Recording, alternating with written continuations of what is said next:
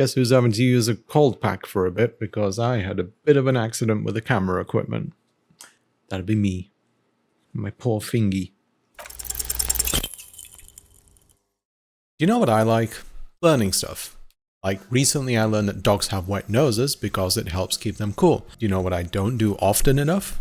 Learn new things. If you're anything like me, and I know I am, sadly, then you might have a hard time learning things on your own. I used to draw a lot when I was younger, and after wanting to get back into it recently, I looked up some tutorials online, but turns out the internet isn't a very well organized place, and if there's one thing that I need when learning something, it's structure. Thankfully, there's something to help with that. Skillshare, who's sponsoring this video.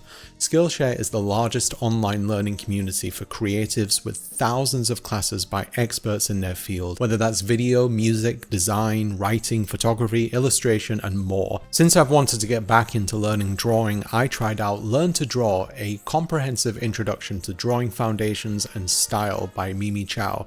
And as someone who basically taught themselves how to draw originally, I've learned some things that I didn't even know about before, and judging by this, I think it's working out pretty well. I'm also a self-taught guitarist, and even though I've come pretty far, there are some techniques that I need some guidance with. Thankfully, Skillshare has an excellent selection of classes that I'll definitely be taking advantage of. If you too are looking to learn something new, enhance your existing skills, or even improve your productivity, Skillshare is invaluable. And you don't have to learn on your own as well, thanks to their amazing community features where you can get genuinely useful feedback from other users and the pros. So if you'd like to learn something new or get better at something that you already do, I have good news. The first 500 people to use my link in the description below will receive a 1-month trial of Skillshare absolutely free. There's something there for everyone, and it's always great to learn new things, so join today. I've been on YouTube for a while now as a video creator and even longer as a viewer. I go through phases when it comes to the kind of content I watch. Sometimes it's video essays, others it's reviews and retrospectives of movies and games, and when I just want some background noise while I'm working or playing, I'll put on some podcast style content, one of my favorites being the Best of the Worst series by Red Letter Media. YouTube has a huge variety of content. It's what makes it appealing since there's seemingly something for everyone.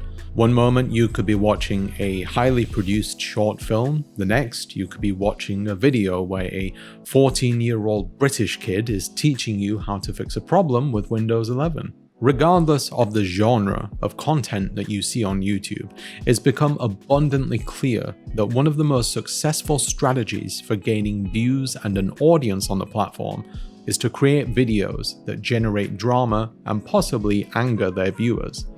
That anger can then be leveraged into creating a conversation among viewers who in turn develop some sense of community centered on the subject and compels them to explore related content with a similar tone. It also makes it easier for a creator to continually maintain engagement, where instead of visiting new subjects, they can continue talking about the same thing since it's something that an audience wants to know about. One thing that I've noticed though when it comes to drama is that it seems people get some perverse thrill from watching it unfold. They rally around it to be a part of something, to theorize what's happening behind the scenes and explore the psychology of it.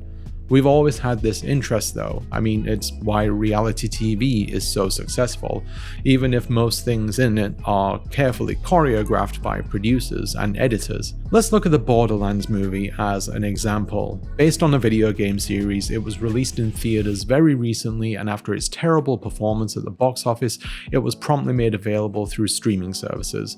The movie was directed by Eli Roth, who was an odd choice since he's known largely for making gory horror movies, and has big names like Oscar winners Cate Blanchett, Jamie Lee Curtis, and comedians Kevin Hart and Jack Black. In the run-up to the movie's release, audiences were already skeptical of its quality and casting decisions.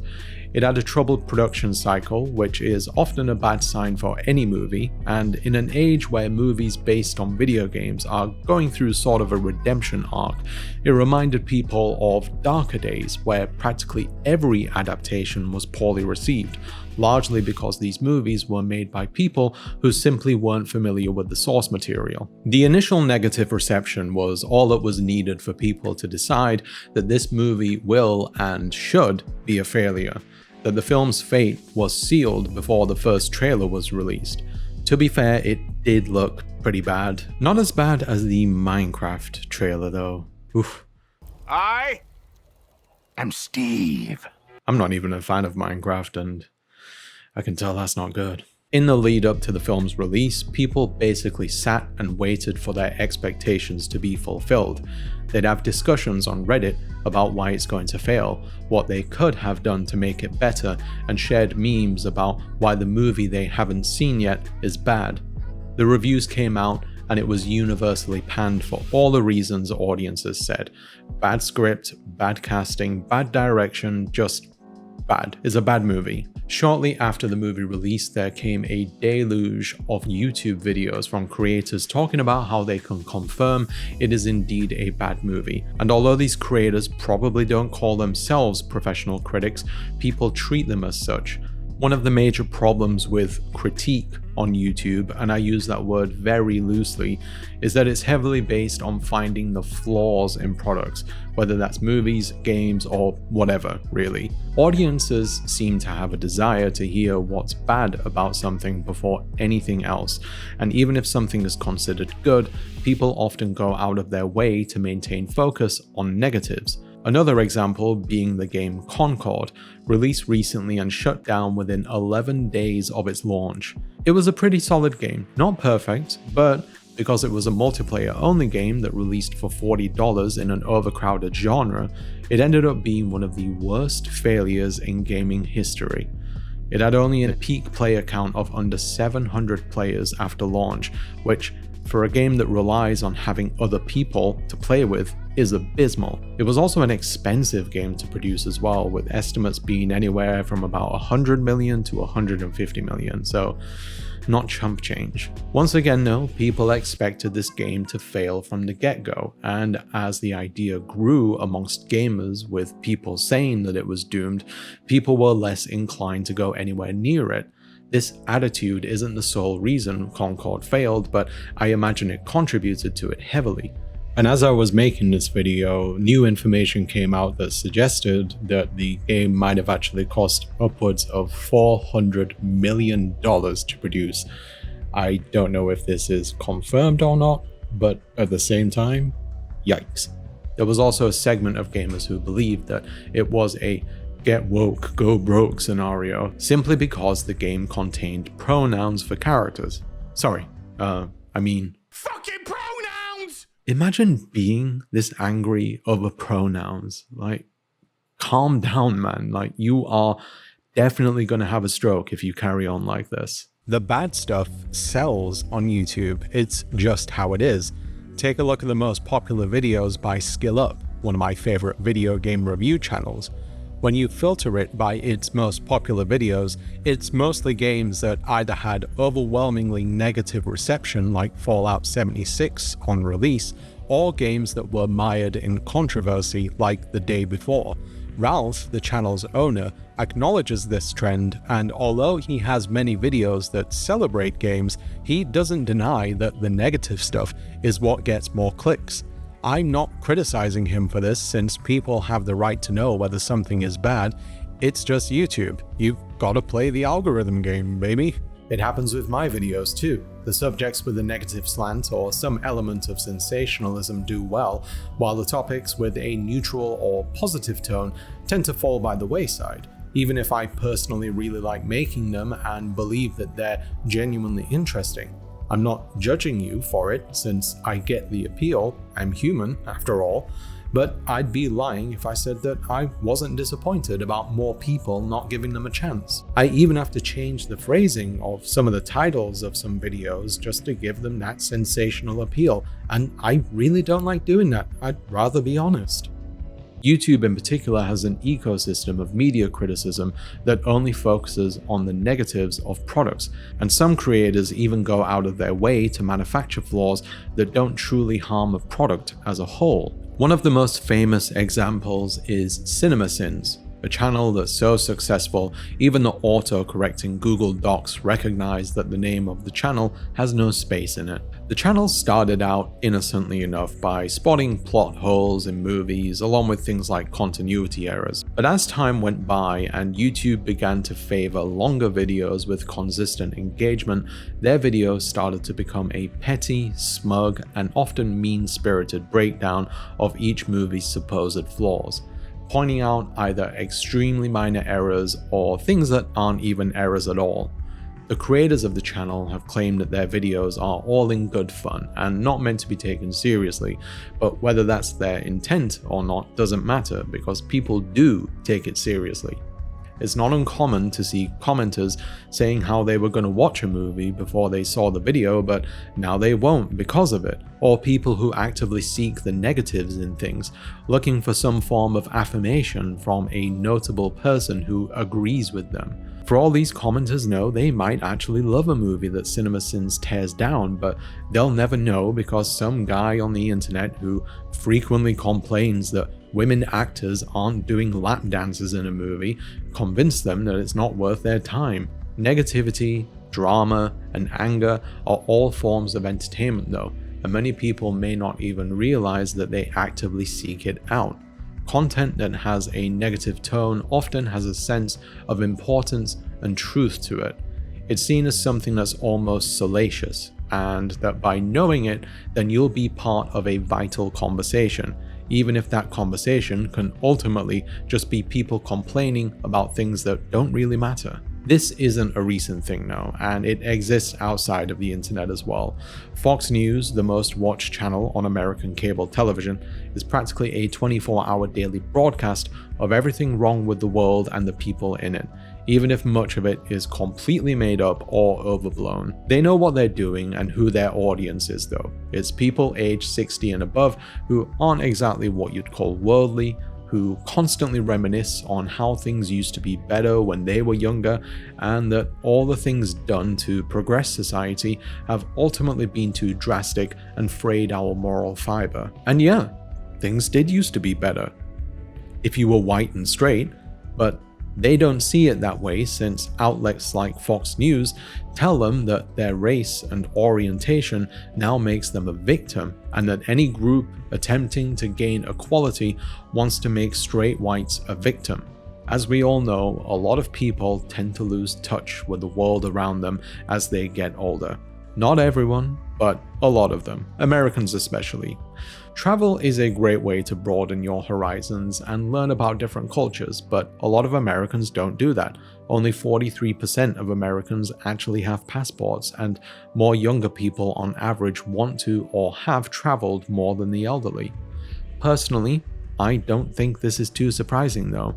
The more education a person has, the more likely they are to want to travel, and more young people have college-level education compared to the elderly. This is just me theorizing here, but I think attitudes towards the world also play a role here too. All the generations have had it ingrained in them since birth that America is the greatest country in the world, that its faults are far and few between, and everything that it does is better than other countries. Institutions and society at large tries to instill this belief in younger people in the present as well, but because of education and more readily available information, they've become accustomed to being more critical of their country. And because of our greater connectivity with other countries, it's easier to get an insight into how governments outside of America operate. It's made them realize how things like higher education loans and private healthcare are completely broken systems, all the while they're hearing excuses from America's defenders about how it has to be this way because it's what makes them the best. People don't like having their truths challenged though, and it doesn't help when other people, news outlets, etc. try to uphold these truths, no matter how damaging they might be. Networks like Fox News, Republican politicians, and online mouthpieces affirm these ideas through the possibility of things getting even worse than they already are, that it's better to maintain the status quo, which is easier to invest in when you're someone that the status quo favors. There's been multiple occasions where I delicately tried to explain to America's defenders how other countries, including my own, do things better, and how no country should see itself as perfect, and on more than one occasion they push back by saying it's just how we do things here, as though it justifies it. I also sometimes hear, well, if you don't like it, then why don't you go back home? Why don't you apply for a passport, bitch? This is their truth though, and it's an idea that's propped up by the possibility of things being better, but that idea is sold to people through anger and fear. It makes people think that if they don't stay angry, then they make themselves vulnerable, since they won't be properly prepared to react. All those people on January 6th, they were a result of this, including Jimmy Pesto. I guess Bob was right all along. He is an arsehole. That's the news for you though, a constant stream of everything bad that's happening everywhere at any given time. People like to say that they wish the news would show good things happening, but we're drawn to the negative like a moth to a flame. We want to be outraged, as much as we don't like to admit it. It doesn't help that most of the news that we consume on TV, online, and elsewhere is funded by advertisers, so there's a financial incentive to keep you looking. News anchors can tell you about a war that's happening and try to sell you prescription drugs between the segments. Social media operates on a similar model. Platforms like Twitter, Facebook, and YouTube use algorithms designed to keep users engaged by steering them towards outrage-inducing content. This often leads to a cycle where users continuously scroll for new posts, updates, and opinions while sharing their own thoughts. The validation they receive through likes and reposts encourages them to stay engaged, creating a dopamine-driven loop fueled by feedback from strangers. People enjoy it when others, even those that they've never met and never will, agree with them, especially when a well-known figure or influencer interacts with their posts. When something goes wrong, people want to be involved in the conversation, and that's because in a twisted way, it gives them a sense of community. They can feel affirmation from the invisible crowd that exists in online spaces. They can feel as though that what they're saying matters in important situations, and that their opinion is valuable, even though it ultimately doesn't change anything. And believe me, I'm really not trying to be cynical here, it's just what it is.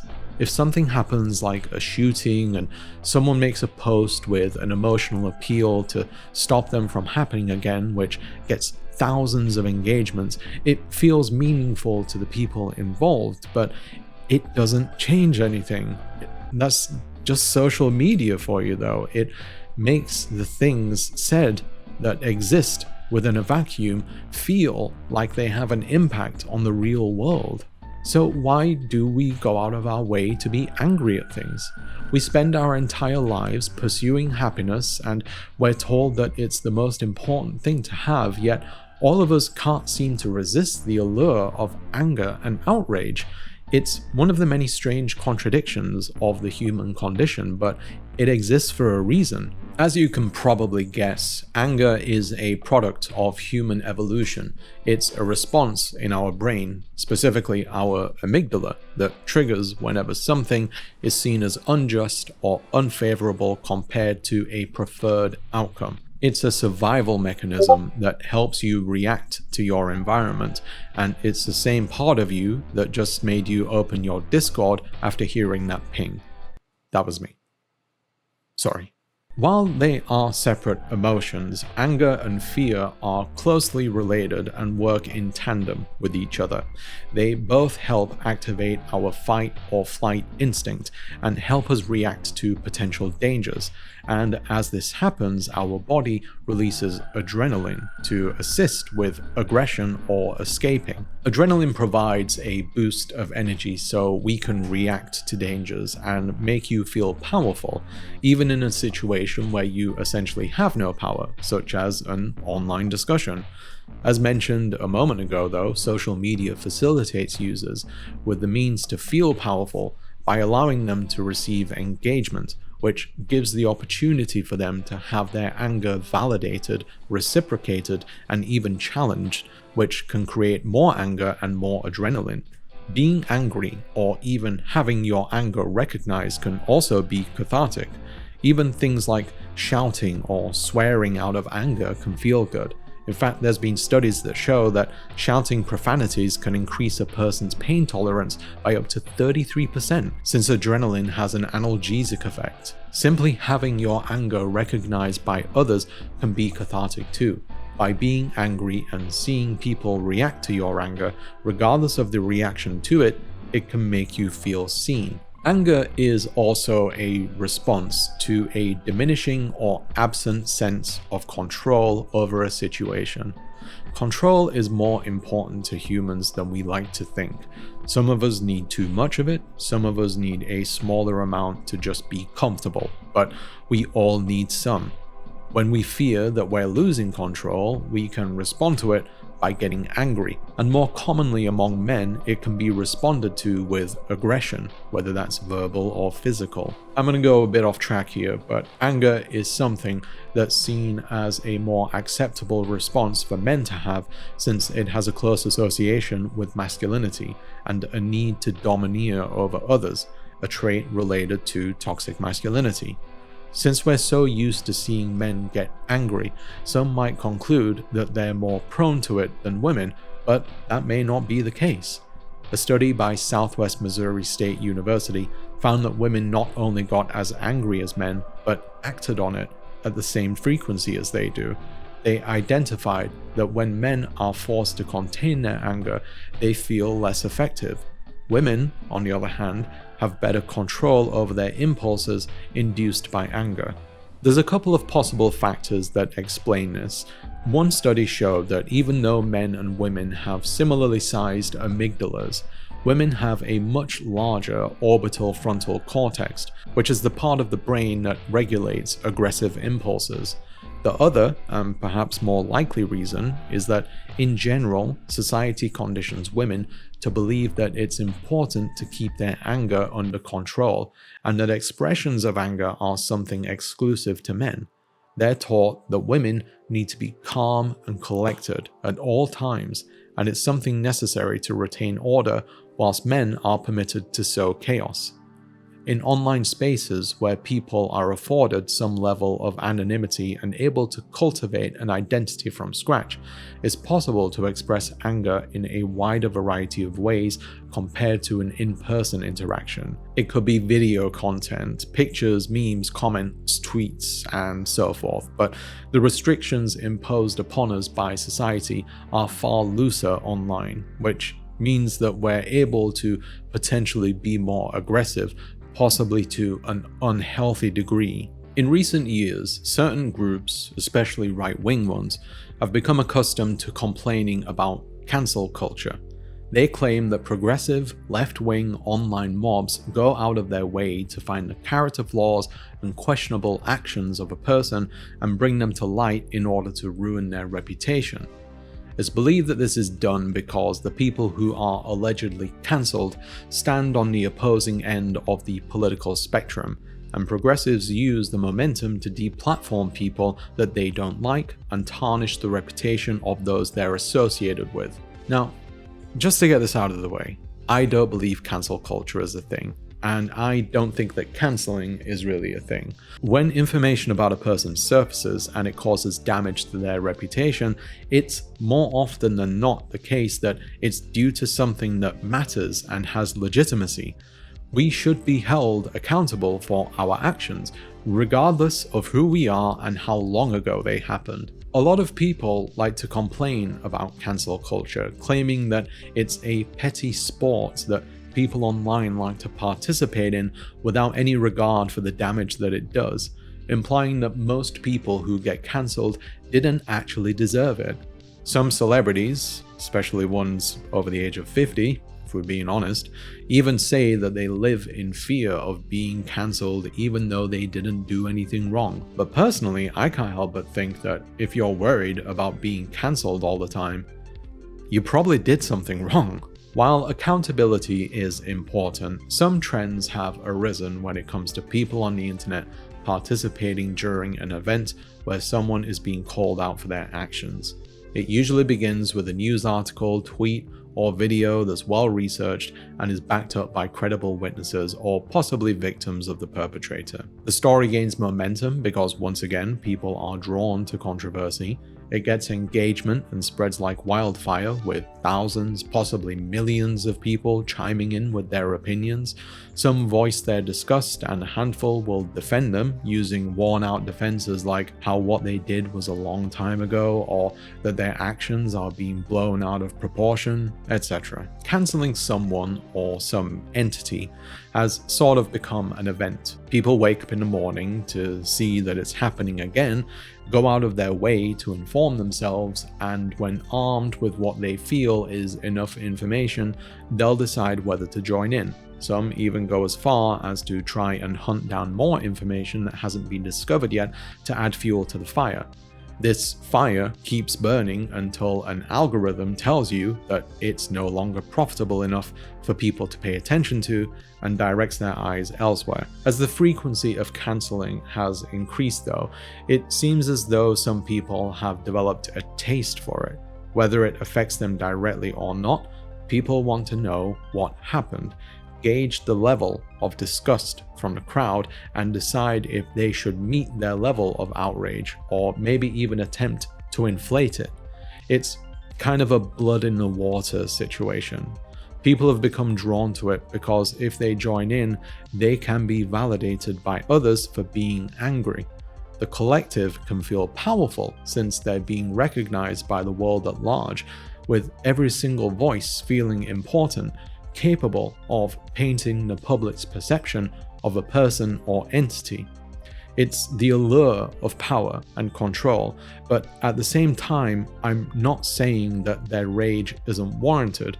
Power has its appeal, and in a world where many of us feel like we have little to no power, we sometimes take what we can get. As people have learned what goes into a successful cancellation, it's being used against people who may not actually deserve it as a means of expressing their dislike towards them. This is largely applicable to online figures such as YouTubers and influencers, where if they do something like express an opinion that some people don't agree with or are just ideologically opposed to a group, some will go out of their way to unearth information on them which some might find objectionable, or in some cases they might just fabricate evidence. And since the flow of information on the internet moves so quickly, few will go out of their way to verify whether it's true. We see and react because we don't want to miss out on something.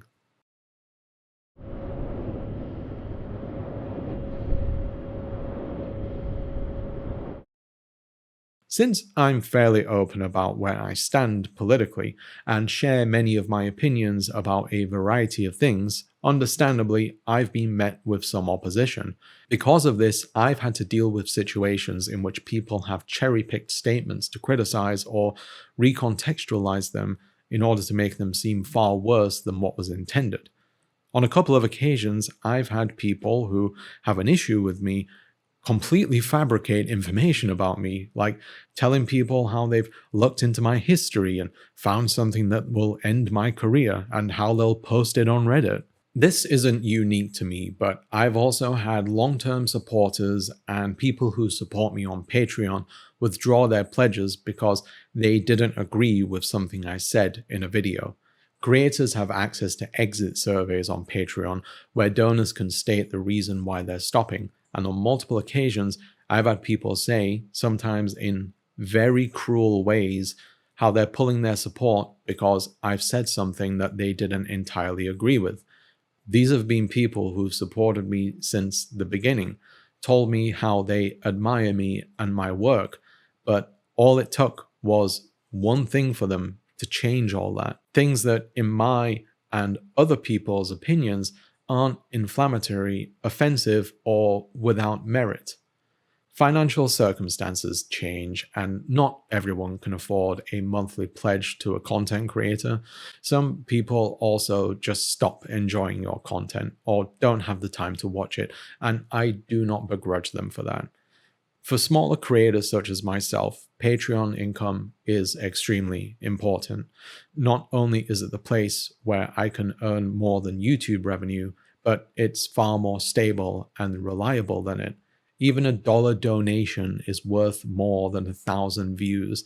It's that valuable. For people to use it as a means to ensure that the content you create caters to their tastes and opinions identically, and to threaten your livelihood if you step out of line, is frankly appalling. If I'm being more frank, holding someone's income hostage is also a form of financial abuse. So if you're one of the people who use that method on me or any other creator, you should know that when you're being explicit about this behavior, you're causing psychological harm to a human being. On one occasion, and I won't mention it by name because I don't want to revisit it due to the trauma it caused, and I mean legitimate trauma, I had 20 patrons withdraw their pledge, some who had been there since I began my page, because I asked people to question their relationship with content creators. It turned out that their parasocial connection with some creators was strong enough that what I said angered them, and I lost a not insignificant amount of my monthly income, which I need to live on and pay for production costs at the same time. For a creator with thousands of patrons, that can be an acceptable loss. But for someone like me and other creators like me, who's currently surviving on below poverty wages from YouTube revenue and pledges, while being unable to work in a regular job at the same time due to PTSD, it was devastating to me. Overall, I lost a fifth of my monthly income on Patreon, all because people got mad at me and decided that it was important to punish me. And to be clear, this wasn't just patrons. It was also commenters, tweets, DMs, Discord messages, etc. It was from everywhere. I don't know if any of these patrons or commenters still watch my content or maybe even hate watch it, but if you do, and I hope you know who you are, I've wanted to say this for a while now. I'm not angry at you, and I try my best to understand where you were coming from.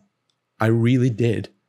However, what you did and what some of you said has left some psychological scars on me that will probably never go away.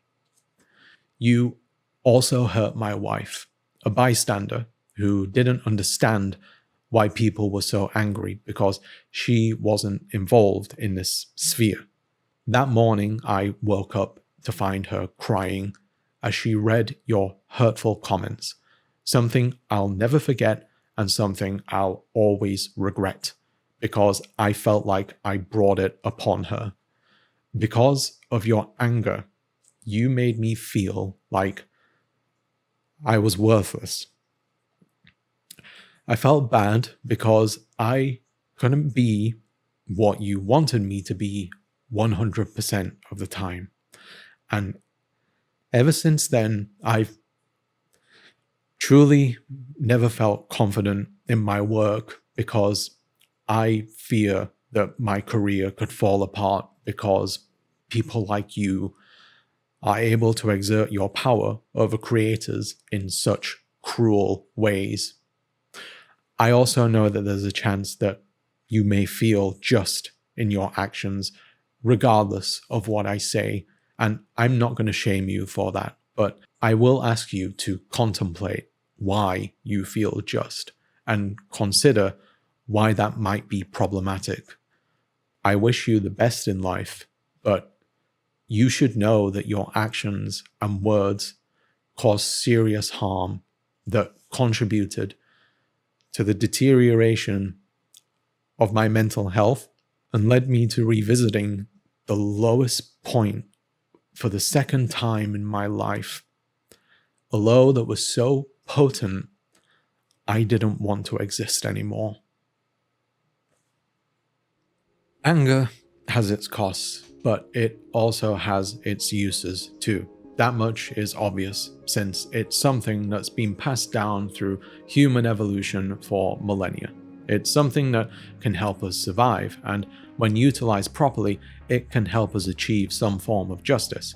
Justice is an abstract concept though, one that I personally don't believe truly exists, since there's no solid consensus on what justice actually is.